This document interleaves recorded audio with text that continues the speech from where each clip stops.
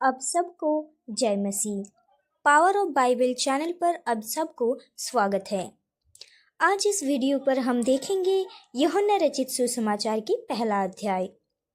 Video शुरू करने से पहले मेरे प्रिय, यदि आप इस चैनल पर नए हो तो चैनल को सब्सक्राइब करने के लिए ना भूलें और अगर हमारी इस वीडियो अच्छा लगे तो एक लाइक कर दीजिएगा। आइए प्रियो, तो वीडियो शुरू करते हैं। यूहन्ना रचित सुसमाचार के पहली अध्याय में हम इस प्रकार देखते हैं, आदि में वचन था और वचन परमेश्वर के साथ था और वचन परमेश्वर था। यही आदि में परमेश्वर के साथ था। सब कुछ उसके द्वारा उत्पन्न हुआ और जो कुछ उत्पन्न हुआ है उसमें से कोई भी वस्तु उसके बिना उत्पन्न ना हुई। मेरे प्रिय, कभी कभी ये वचन पढ़ने में हमारे दिमाग में ये आते हैं कि वचन परमेश्वर के साथ था तो ठीक है, बट वचन परमेश्वर था ये कैसे हो सकता है? मेरे प्रिय, हम देखेंगे वचन आदि में था, अर्थात आप लोग अगर उत्पत्ति देखोगे तो समझ जाओगे परमेश्वर कैसे उनके शब्दों के द्वारा पूरे जगत को रचना किया है। उन्होंने बस कुछ शब्दों की उपयोग किया और उन्होंने पूरे जगत को खड़ा किया। उन्होंने बोला उजियाला हो, उन्होंने बोला वैसा हो वैसा हो, वैसा ही हो गया। उन्होंने आसमान सृष्टि की, उन्होंने समुद्र सृष्टि की, सारे उनके शब्दों के द्वारा किया है उन्होंने। इसलिए तीन में ऐसे मिलते हैं कि सब कुछ उसी के द्वारा उत्पन्न हुआ और जो कुछ उत्पन्न हुआ है उसमें से कोई भी वस्तु उसके बिना उत्पन्न ना हुई।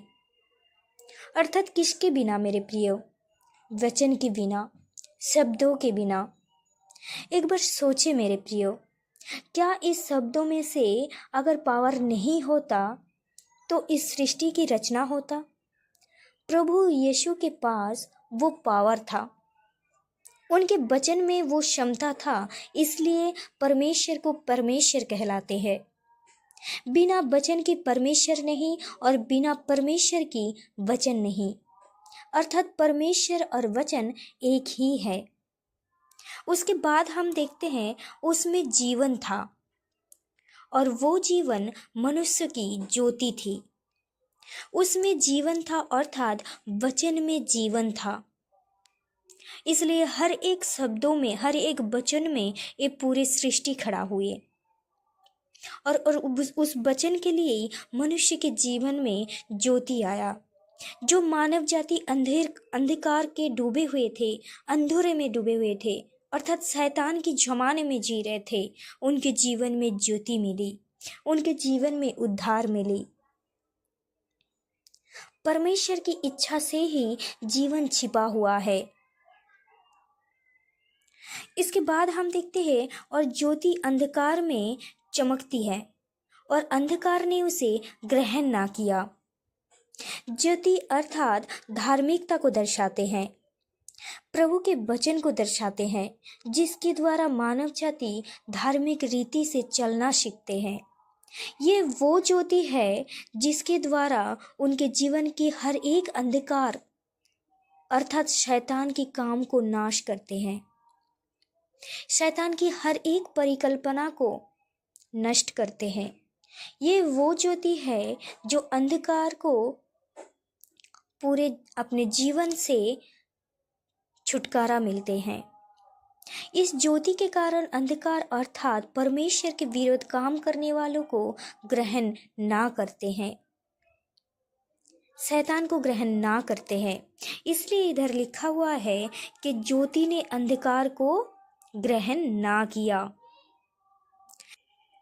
उसके बाद हम देखते हैं एक मनुष्य परमेश्वर की ओर से आ उपस्थित हुआ, जिसका नाम यूहन्ना था। ये गवाही देने आया कि ज्योति की गवाही दे, ताकि सब उसके द्वारा विश्वास लाए। वो ज्योति ना था, परंतु उस ज्योति की गवाही देने के लिए आया था। अर्थात मेरे प्रिय, यहाँ पे यूहन्ना खुद अपने विषय में बोला कि परमेश्वर ने उसे चुना है कि वो उसका मार्ग तैयार करे, परमेश्वर के विषय में गवाही दे पाए।